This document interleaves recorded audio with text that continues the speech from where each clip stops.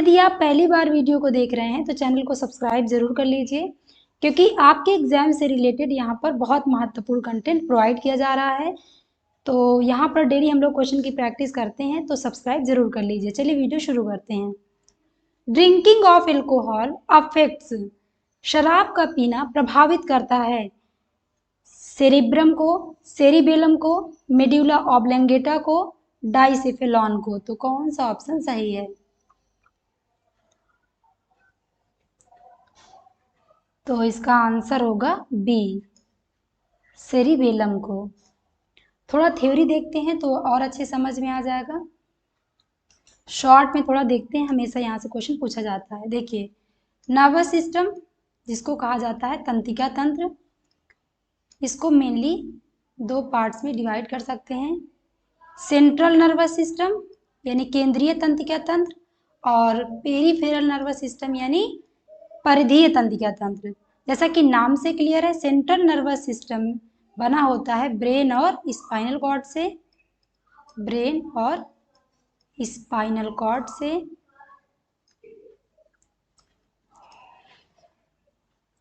Brain और spinal cord से जो नर्व्स निकलती हैं वो बनाती हैं पेरिफेरल नर्वस सिस्टम, यानी इसमें आती हैं नर्व्स।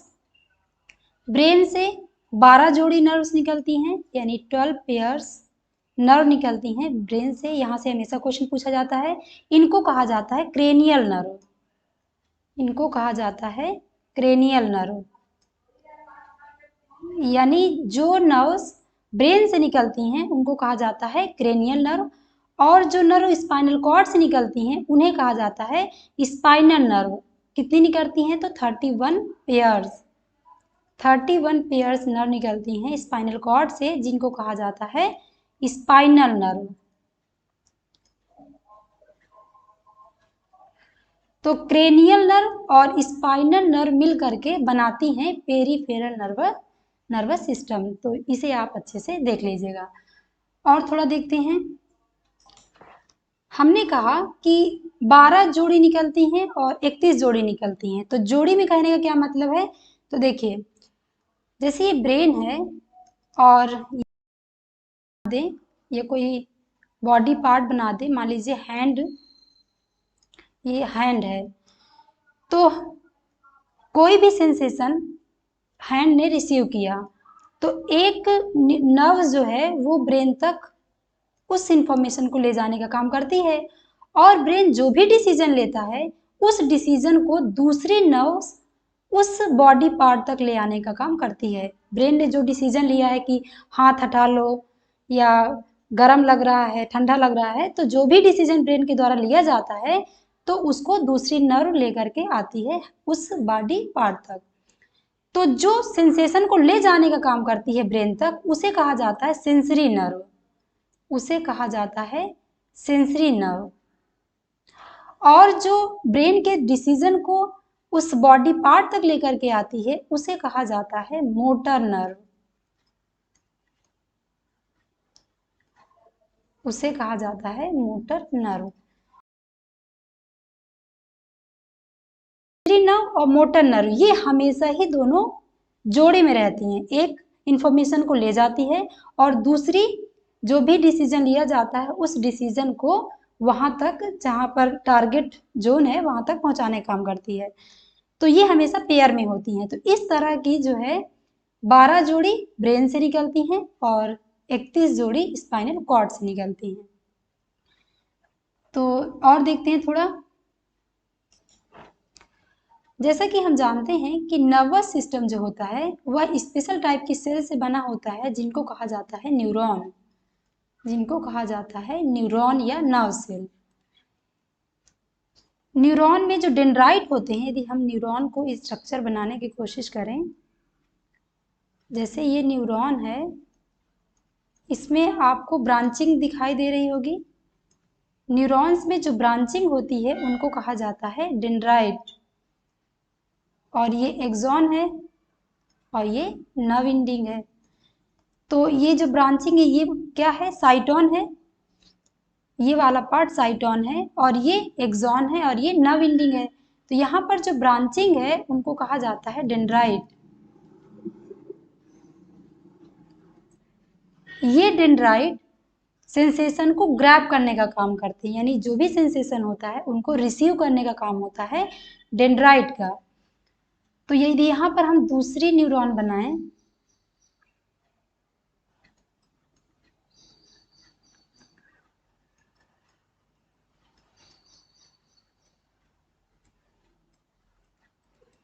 तो आप देख रहे होंगे कि इन दो न्यूरॉन के बीच में जो गैपिंग है, इस गैपिंग को कहा जाता है साइनैप्स। बहुत इंपॉर्टेंट है, बहुत एग्जाम में क्वेश्चन पूछा जाता है। तो साइनैप्स क्या है कि गैपिंग बिटवीन टू न्यूरॉन, तो दो न्यूरॉन के बीच में जो गैपिंग होती है उसी को कहा जाता है साइनैप्स। ब्रेन से देखिए, जहाँ से क्वेश्चन पूछा जाता है तो थोड़ा देखते हैं उसको भी। जैसे ब्रेन है, ब्रेन को यदि हम डिवाइड करके देखें तो फोर ब्रेन, मिड ब्रेन और हाइंड ब्रेन और हाइंड ब्रेन। फोर ब्रेन के पार्ट्स देखें जहाँ से क्वेश्चन पूछा जाता है। तो पहला सेरिब्रम, सेरिब्रम जो होता है वह बुद्धि और चतुराई का केंद्र होता है। यह मस्तिष्क का सबसे बड़ा भाग होता है। जैसे हम किसी से बात करते हैं तो सोच समझ करके करते हैं, तो सोचने समझने तर्क चिंतन करने का जो काम होता है वह सेरिब्रम का होता है। और चीज़ों को याद रखने का भी काम इसी का है। जैसे किसी को बहुत पुरानी पुरानी बातें याद रहती हैं, इसका मतलब उसका सेरिब्रम बहुत बढ़िया काम कर रहा है। अगला पार्ट है हाइपोथैलेमस, जहाँ से क्वेश्चन पूछा जाता है। तो हाइपोथैलेमस जितनी फीलिंग्स वाली चीज़ें हैं, जैसे भूख, प्यास, डर, लव, हेट, ये सारी चीज़ों को रेगुलेट करने का काम करता है हाइपोथैलेमस। अब देखते हैं हाइंड ब्रेन में, जहाँ से क्वेश्चन पूछा जाता है। तो पहला तो देखते हैं इसमें मेड्यूला, मेड्यूला ऑब्लंगेटा और सेरिबेलम। सेरिबेलम जो है part of a hind brain, और यह मेनली शरीर का संतुलन बनाए रखने के लिए जिम्मेदार होता है। जैसे हम चलते हैं फिरते हैं, साइकिल चलाते हैं, तो हमारे बॉडी का जो बैलेंस बनाने का काम है वो काम करता है सेरिबेलम। जैसे कोई शराबी शराब पी लेता है तो उसके बॉडी का बैलेंस बिगड़ता है, यानी वो लड़खड़ाता है, तो इसका मतलब उसका सेरिबेलम ठीक से काम नहीं कर रहा है। तो इसका मेन काम है बॉडी का बैलेंस बनाए रखना। अब बात करें मेड्यूला की, तो medulla heart beat, blood pressure, rate of respiration, vomiting, खांसना, छींकना, फेवरेट चीज़ को देखकर मुंह में पानी आ जाना, इन सारी क्रियाओं को रेगुलेट करने का काम करता है मेड्यूला। तो बहुत इम्पॉर्टेंट है, हमेशा ही यहाँ से क्वेश्चन पूछा जाता है। तो यदि किसी की मेमोरी कमज़ोर हो रही है, इसका मतलब है कि सेरिब्रम ढंग से काम नहीं कर रहा है। और हाइपोथैलेमस जो फोर ब्रेन के डाइसिफेलॉन का एक महत्वपूर्ण भाग है, तो आप इन्हें अच्छे से देख लीजिएगा, हमेशा यहाँ से क्वेश्चन पूछा जाता है। तो चलते हैं अगले क्वेश्चन की तरफ, और अगला क्वेश्चन है bipolar neurons are found in, द्विध्रुवीय तंत्रिका कोशिकाएं पाई जाती हैं कहाँ पर? कॉर्निया में, नेत्र श्लेष्मा में, रेटिना में, लेंस में। तो कौन सा ऑप्शन सही है? तो इसका आंसर होगा सी, रेटिना में। आंख की रेटिना में द्विध्रुवीय तंत्रिका कोशिकाएं पाई जाती हैं। चलते हैं अगले क्वेश्चन की तरफ। अगला क्वेश्चन है ओकल कार्ड अकर इन, ओकल कार्ड कहाँ पाया जाता है? फेरिंग्स में, ग्लोटिस में, ब्रोंकियल ट्यूब में, लैरिंग्स में। तो कौन सा ऑप्शन सही होगा? तो आंसर होगा डी, लैरिंग्स में। लैरिंग्स यानी कंठ में ओकल कार्ड पाया जाता है, जो ध्वनि उत्पन्न करने का कार्य करता है, यानी यह एक साउंड बॉक्स होता है। चलते हैं अगले क्वेश्चन की तरफ। अगला क्वेश्चन है maximum number of enzyme occur in, maximum number enzyme किस में पाए जाते हैं? ओमनीओर्स में, हर्बीओर्स में, कॉर्निओर्स में, नन ऑफ दीज। तो कौन सा ऑप्शन सही है?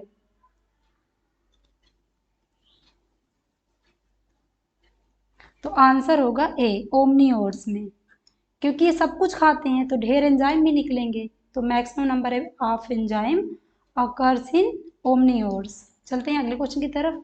अगला क्वेश्चन है, which of the following chemicals can be used as anticoagulant. बताना है कि इनमें से किस केमिकल को एंटीकोगुलेंट यानी थक्का रोधी की तरह यूज कर सकते हैं। Sodium chloride, sodium citrate, sodium nitrate, ammonium chloride. तो कौन सा ऑप्शन सही होगा? तो आंसर होगा इसका बी, सोडियम सिट्रेट। बी वाला ऑप्शन सही होगा। Sodium citrate can be used as anticoagulant. चलते हैं अगले क्वेश्चन की तरफ। अगला क्वेश्चन है, heparin is connected with. Heparin के बारे में आपको बताना है। ऑप्शन दिए गए हैं, coagulation, prevention of blood coagulation, dilution of blood, buffering of blood. तो कौन सा ऑप्शन सही है?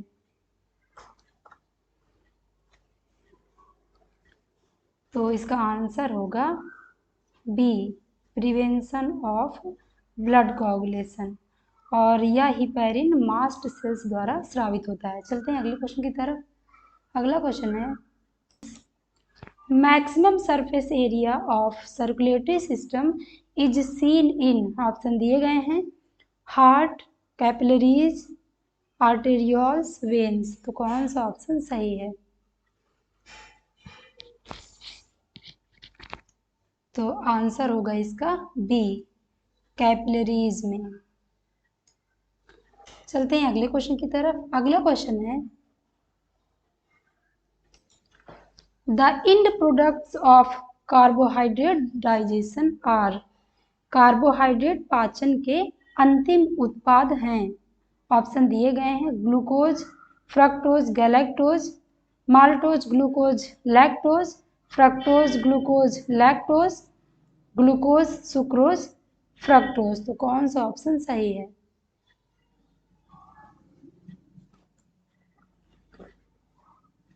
तो इसका आंसर होगा ए, ग्लूकोज, फ्रक्टोज एंड गैलेक्टोज। ये वाला ऑप्शन इनमें से सही है।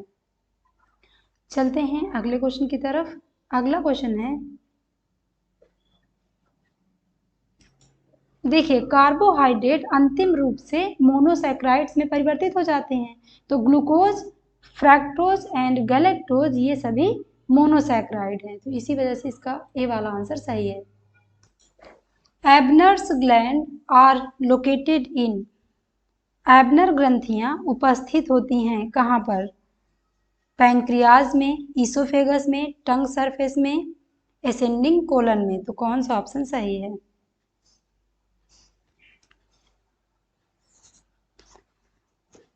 तो इसका आंसर होगा सी, टंग सरफेस में।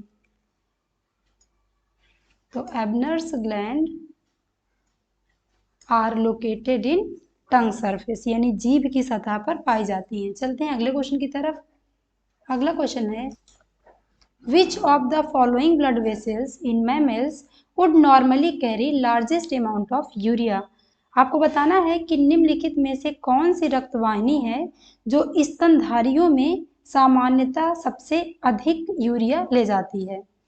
ऑप्शन दिए गए हैं, hepatic veins, hepatic portal vein, renal vein, hepatic artery. तो कौन सा ऑप्शन सही है?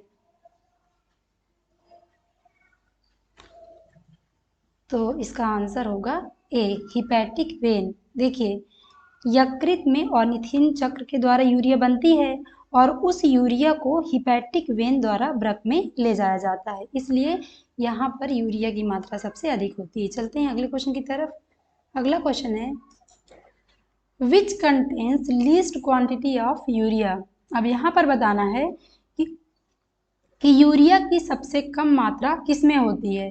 पल्मोनरी वेन्स में, रेनल आर्टरी में, हिपैटिक पोर्टल वेन्स में, रेनल वेन्स में। तो कौन सा ऑप्शन सही है?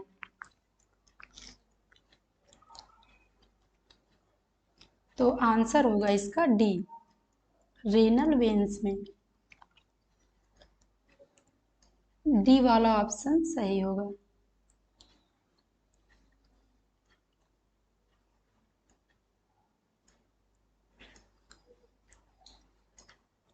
रेनल वेन्स यानी वृक्कीय शिरा। चलते हैं अगले क्वेश्चन की तरफ। ब्रुश बॉर्डर अकर्स इन, बताना है कि ब्रुश किनारा स्थित होता है बोमेन्स कैप्सूल में, पीसीटी में, डीसीटी में, लूप ऑफ हेनले। पीसीटी यानी प्रॉक्सिमल कन्वोल्यूटेड ट्यूब्यूल, डीसीटी यानी डिस्टल कन्वोल्यूटेड ट्यूब्यूल। तो कौन सा ऑप्शन सही होगा?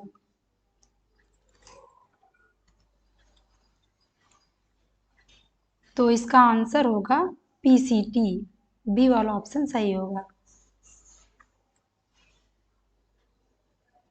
बी वाला ऑप्शन सही होगा। चलते हैं अगले क्वेश्चन की तरफ। अगला क्वेश्चन है the reabsorption of sodium and water together occurs in, बताना है कि जल तथा सोडियम आयन का पुनर्अवशोषण एक साथ होता है कहाँ पर? बोमेन्स कैप्सूल में, PCT, DCT, none of these. तो कौन सा ऑप्शन सही है?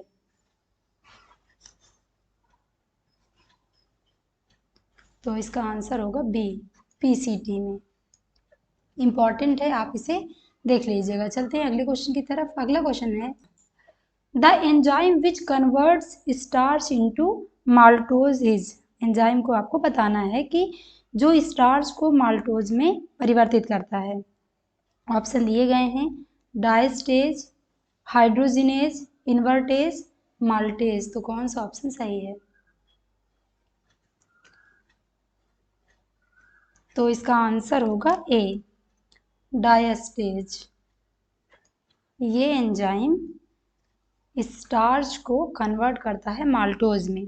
और इन्वर्टेज की बात करें तो इन्वर्टेज सुक्रोज को तोड़ता है या सुक्रोज को तोड़ता है। माल्टेज की बात करें तो यह माल्टोज को तोड़ता है। चलते हैं अगले क्वेश्चन की तरफ। अगला क्वेश्चन है the smallest blood vessel in the body is, शरीर की सबसे छोटी रुधिर वाहिनी होती है artery, capillary, when, vena cava. तो कौन सा ऑप्शन सही है? तो इसका आंसर होगा बी, कैपिलरी।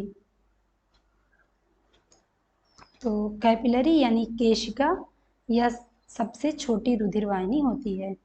चलते हैं अगले क्वेश्चन की तरफ। अगला क्वेश्चन है blood group A B contains, बताना है कि रुधिर वर्ग ए बी में होता है no antigen, no antibodies, both होते हैं, नन ऑफ दीज। तो कौन सा ऑप्शन सही है?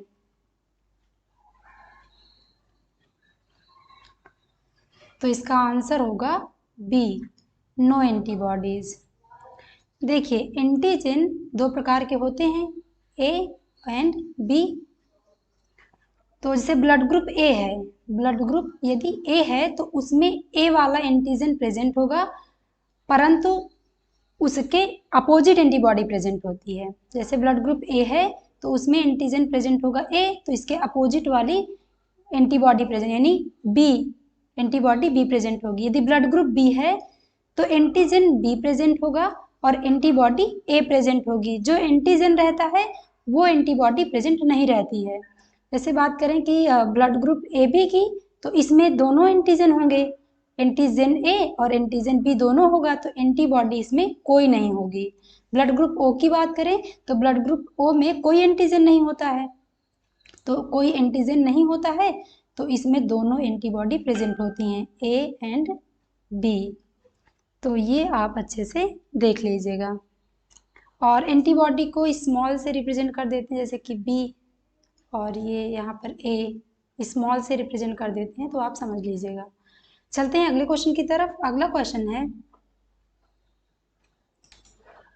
Oxygen dissociation curve of haemoglobin is, बताना है कि हीमोग्लोबिन का ऑक्सीजन विखंडन चक्र होता है। ऑप्शन दिए गए हैं हाइपरबोलिक, लीनियर, सिग्मॉयड, स्टेशनरी। तो कौन सा ऑप्शन सही है?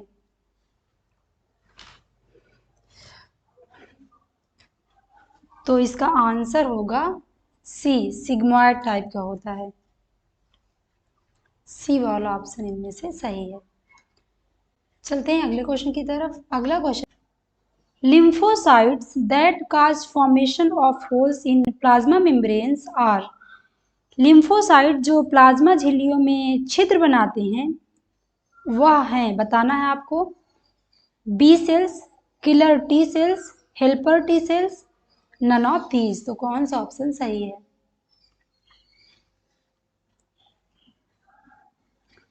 तो इसका आंसर होगा किलर टी सेल, बी वाला ऑप्शन इनमें से सही होगा।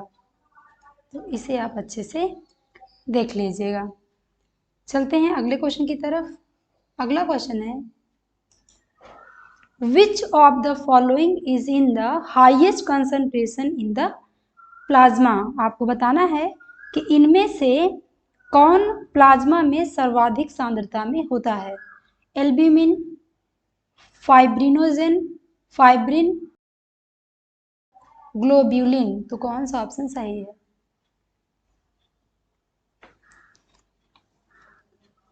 तो इसका आंसर होगा ए, एल्ब्यूमिन। तो आप इसे अच्छे से देख लीजिएगा। चलते हैं अगले क्वेश्चन की तरफ। अगला क्वेश्चन है, enzyme carbonic anhydrase is found in, carbonic anhydrase enzyme पाया जाता है। ऑप्शन दिए गए हैं, lymphocytes, erythrocytes, blood plasma, leucocytes. तो कौन सा ऑप्शन इनमें से सही होगा? तो इसका आंसर होगा बी, इरिथ्रोसाइट्स में। इंपॉर्टेंट है, आप इसे देख लीजिएगा। तो दोस्तों ये थे कुछ इंपॉर्टेंट क्वेश्चन। फिर मिलते हैं नेक्स्ट वीडियो में। थैंक यू दोस्तों फॉर वॉचिंग माय वीडियो।